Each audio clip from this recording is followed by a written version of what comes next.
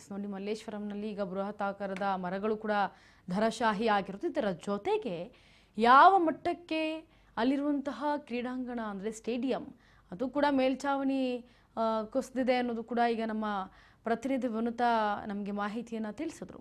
ಆದರೆ ಈಗ ಬರೀ ಒಂದೇ ಒಂದು ಟೈಮಿಗೆ ಬಂದಿರುವಂತಹ ಮಳೆ, ನಿನ್ನೆ ಸುರಿದಂತಹ ಈ ಭಾರಿ ಮಳೆಗೆ, ಬಿರುಗಾಳಿ ಸಹಿತ ಬಂದಿರುವಂತಹ ಮಳೆಗೆ ಈಗ ಅಲ್ಲೋಲ ಕಲ್ಲೋಲ ಸೃಷ್ಟಿಯಾಗ್ತಾ ಇದೆ ರಾಜ್ಯದಲ್ಲಿ.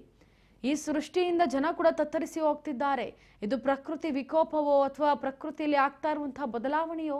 ಈ ಕಲಿಯುಗದಲ್ಲಿ ಎಲ್ಲವೂ ಇದು ಆಗುವಂತಹ ಸಾಧ್ಯತೆ ಇರೋದು. ಇದು ನಮಗೆ ಈ ಒಂದು ಸೂಚನೆ ಕೊಡ್ತಾ ಇರಬಹುದು ಮುನ್ನೋಟಕ್ಕೆ ಅನ್ನೋದು ಕೂಡ ಹೇಳಕ್ಕಾಗತ್ತೆ. ಆ್ಯಂಡ್ ಈಗ ಇಷ್ಟೊತ್ತು ಏನು ನಂದಿನಿ ಲೇಔಟ್ನಲ್ಲಿ ನಮ್ಮ ಪ್ರತಿನಿಧಿ ಬಸವರಾಜ್ ಅವರು ಹೇಳಿದ್ರು ಯಾವ ರೀತಿಯಾಗಿ ಧರಾಶಾಹಿ ಆಗಿದೆ, ಎಲ್ಲವೂ ಕೂಡ ಅಲ್ಲಿ ಜನರ ಜೀವನ ಯಾವ ರೀತಿಯಾಗಿ ಅಸ್ತವ್ಯಸ್ತವಾಗಿದೆ, ಜೊತೆಗೆ ಯಾವುದೇ ಪ್ರಾಣಹಾನಿ ಸಂಭವಿಸಿಲ್ಲ ಅನ್ನೋದನ್ನ ಹೇಳಿದ್ದಾರೆ.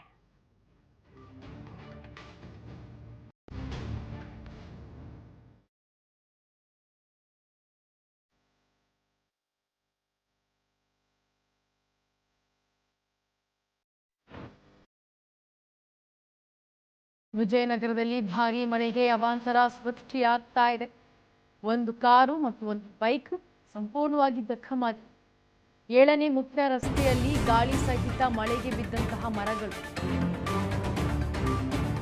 ವಿಜಯನಗರದಲ್ಲಿ ಭಾರೀ ಮಳೆಗೆ ಅವಾಂತರ ಸೃಷ್ಟಿಯಾಗ್ತಾ ಇದೆ.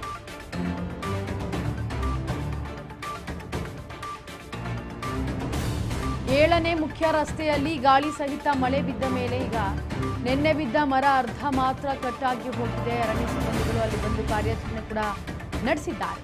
ವಿಜಯನಗರದಲ್ಲಿ ಭಾರೀ ಮಳೆಗೆ ಅವಾಂತರ ಸೃಷ್ಟಿಯಾಗಿದೆ. ಒಂದು ಕಾರು ಮತ್ತು ಒಂದು ಬೈಕ್ ಜಖಮಾಗಿದೆ. 7ನೇ ಮುಖ್ಯ ರಸ್ತೆಯಲ್ಲಿ ಗಾಳಿ ಸಹಿತ ಮಳೆಗೆ ಮರಗಳು ಬಿದ್ದು ಅವಾಂತರವೇ ಸೃಷ್ಟಿಯಾಗಿಬಿಟ್ಟಿದೆ. ನಿನ್ನೆ ಬಿದ್ದಂತಹ ಮರ ಅರ್ಧ ಕಟ್ಟಾಗಿ ಬಿದ್ದಿರೋದು. ಜನಜೀವನ ಅಸ್ತವ್ಯಸ್ತವಾಗ್ತಾ ಇದೆ. ಮಳೆ ಬರ್ತಿರುವಂತಹ ಸಮಯದಲ್ಲಿ ಬೈಕ್ನಲ್ಲಿ ಬರ್ತಾ ಇದ್ದ ಸವಾರ ಗಂಭೀರವಾಗಿ ಗಾಯಗೊಂಡಿದ್ದಾರೆ. ಈಗ ಬೈಕ್ ಸವಾರನನ್ನ ಆಸ್ಪತ್ರೆಗೆ ದಾಖಲಿಸಲಾಗಿದೆ. ವಿಜಯನಗರದಲ್ಲಿ ಭಾರೀ ಮಳೆಗೆ ಅವಾಂತರ ಈಗ ಸೃಷ್ಟಿಯಾಗಿದೆ. ಜನರ ಜೀವನ ಅಲ್ಲಿ ಅಸ್ತವ್ಯಸ್ತವಾಗ್ತಾ ಇದೆ. ಒಂದು ಕಡೆ ಕಾರು, ಒಂದು ಕಡೆ ಬೈಕ್ ಎಲ್ಲವೂ ಕೂಡ ಜಖಮಾಗಿರೋದು. ನಿನ್ನೆ ಬಿದ್ದಂತಹ ಮರ ಅರ್ಧ ಕಟ್ಟಾಗಿರೋದ್ರಿಂದ ಅರಣ್ಯ ಸಿಬ್ಬಂದಿಗಳು ಅದನ್ನು ಇನ್ನು ಮಿಕ್ಕ ಅರ್ಧ ಪಾರ್ಟ್ ಏನಿದೆ ಅದನ್ನು ಕಟ್ ಮಾಡ್ತಾ ಇದ್ದಾರೆ. ಇನ್ನು ಇತ್ತ ಬೈಕ್ ಸವಾರ ದಾರಿಯಲ್ಲಿ ಹೋಗ್ತಾ ಇರುವಂಥ ಸಂದರ್ಭದಲ್ಲಿ, ಅಂದರೆ ಮನೆಗೆ ರಿಟರ್ನ್ ಆಗ್ತಾ ಇರುವಂಥ ಸಂದರ್ಭದಲ್ಲಿ ಒಂದು ಮರ ಉರುಳಿ ಅವ್ರ ಮೇಲೆ ಅವರಿಗೆ ಗಂಭೀರವಾಗಿ ಗಾಯಗಳಾಗಿ ಈಗ ಅವ್ರಿಗೆ ನಿನ್ನೆನೇ ಕರೆದುಕೊಂಡು ಹೋಗಿ ಹೆಚ್ಚಿನ ಚಿಕಿತ್ಸೆಗೆ ಆಸ್ಪತ್ರೆಗೆ ಒಳಪಡಿಸಲಾಗಿದೆ ಅವರನ್ನು. ಸೊ ಅಷ್ಟರ ಮಟ್ಟಿಗೆ ಅವಾಂತರ ಸೃಷ್ಟಿ ಆಗ್ತಾ ಇದೆ ಮಳೆಯಿಂದಾಗಿ. ಜನರು ಈಚೆ ಓಡಾಡೋದೇ ಕಷ್ಟ ಅನ್ನೋ ರೀತಿ ಆಗ್ಬಿಟ್ಟಿದೆ. ಬಿಕಾಸ್ ಅಷ್ಟು ಜೋರಾಗಿ ಗಾಳಿ ಸಹಿತ ಮಳೆ ಆಗ್ತಾ ಇರೋದು. ಜೊತೆಗೆ ಹವಾಮಾನ ಇಲಾಖೆ ಕೂಡ ಮುನ್ಸೂಚನೆ ಕೊಟ್ಟಿದೆ. ಇನ್ನು ರಾಜ್ಯದಲ್ಲಿ 3 ದಿನಗಳ ಕಾಲ ಮಳೆ ಅತಿ ಹೆಚ್ಚಾಗಿ ಗಾಳಿ ಸಹಿತ ಆಗುತ್ತೆ ಅಂತೇಳಿ ಬೆಂಗಳೂರು ಜನತೆಗೆ ಯೆಲ್ಲೋ ಅಲರ್ಟ್ನ ಕೂಡ ಘೋಷಣೆ ಮಾಡಿದ್ದಾರೆ.